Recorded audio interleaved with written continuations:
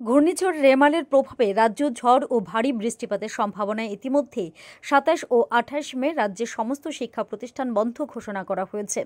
রাজ্য প্রশাসনও পরিস্থিতি মোকাবেলায় প্রস্তুত রয়েছে। বঙ্গোপসাগরে গভীর নিম্নচাপের ফলে সৃষ্ট ঘূর্ণিঝড় রেমালের প্রভাবে রাজ্য ঝড় ও ভারী বৃষ্টিপাতের সম্ভাবনা রয়েছে এবং তা শুরু হয়ে গেছে। এই ক্ষেত্রে সতর্কতামূলক সব রকম ব্যবস্থা নেওয়া হয়েছে। আজ ভোর থেকে রেমালের প্রভাবে শুরু হয়েছে বৃষ্টির সঙ্গে হালকা বাতাস। তবে যেরকম সতর্কতা জারি করা হয়েছিল সেরকম বৃষ্টি এখনো দেখা যাচ্ছে না। তবে সকাল থেকে বৃষ্টি ঝোড়ো হাওয়ায় জনজীবনে কিছুটা দেখা দিয়েছে ছন্দপতন। Bureau report, news 365 Tripura.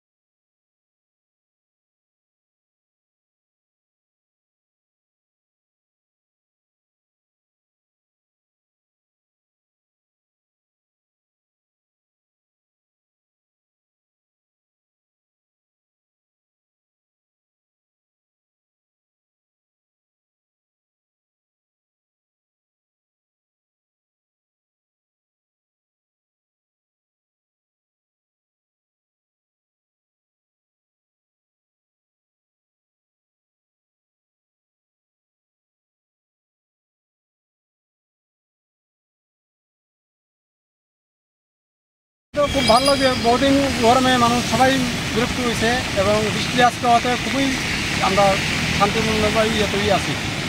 এমনি কোনো সমস্যা হয়েছে জনজীবনে? এমনি কোনো সমস্যা নেই।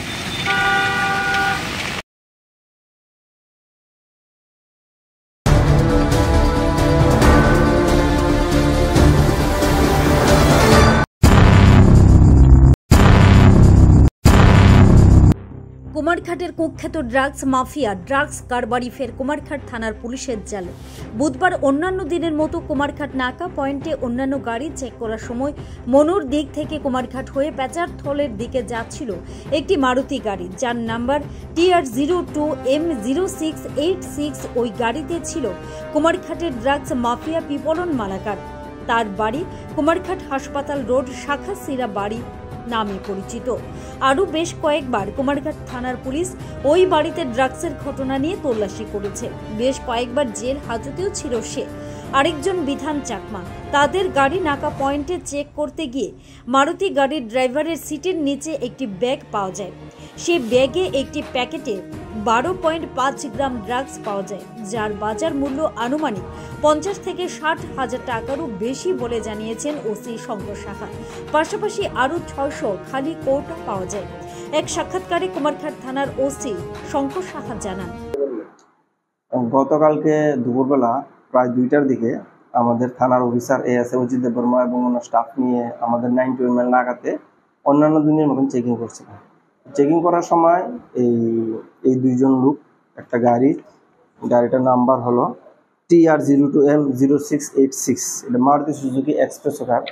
এই গাড়িটা নিয়ে কুমারঘাট থেকে পেচারথলের দিকে যাচ্ছিল। তখন রেগুলার প্র্যাকটিস অনুযায়ী আমাদের স্টাফ সেটাকে আটক করে গাড়িটাকে তল্লাশি চালায় এবং তল্লাশি চালিয়ে ড্রাইভারের সিটের নিচ থেকে একটা ব্যাগ উদ্ধার করে। ব্যাগের ভিতরে যখন তল্লাশি করে দেখা যায় যে সেটার ভিতরে 1 প্যাকেট হিরোইন ছিল, ঠিক আছে, যার মধ্যে আপনার যখন ওজন করে দেখা যায় যে 12.5 গ্রাম হিরোইন আছে। আর সেই সঙ্গে আমরা 600টি খালি কোটা পাই, যেগুলির মধ্যে হিরোইন ভরে বিক্রি করা হয় বাজারের মধ্যে। এবং ওই দুজনকে জিজ্ঞাসাবাদ করে তারা নাম টাম জানতে পারি। একজনের নাম হলো পিয়াল মালাকার, ওর বাড়ি কুমারঘাট হসপিটালের সঙ্গে, বর্তমানে সে কাঞ্চনছড়া ডার্লিং বস্তিতে ওর শ্বশুর বাড়িতে থাকে। আর আরেকজনের নাম হলো বিধানজয় চাকমা, ওর বাড়ি নলিনী চাকমা পাড়াতে। এর মধ্যে পিয়াল মালাকারের বিরুদ্ধে আগেরও NDPS এর অভিযোগ আছে, আগেও সে অ্যারেস্ট হয়েছিল। আর বিধানজয় চাকমাই প্রথম অ্যারেস্ট হয়েছে। তো তারপর আমরা তাদের দুজনকে অ্যারেস্ট করেছি, সেই সঙ্গে গাড়িটা এবং উদ্ধার হওয়া হিরোইনগুলো আমরা সিজ করেছি। এবং তাদের বিরুদ্ধে আমরা একটা স্পেসিফিক কেস নিয়েছি। কেস নাম্বার হলো 18/2024 under section 22B, 25 and 29 of NDPS act. এবং আজকে আমরা তাদেরকে কোর্টে ফরওয়ার্ড করব। কোর্টে ফরওয়ার্ড করে তাদেরকে রিমান্ড চেয়ে আনবো। তারপর তাদেরকে জিজ্ঞাসাবাদ করে আমরা এই মামলার সাথে আর কে জড়িত আছে সেটা আমরা খাতিয়ে দেব।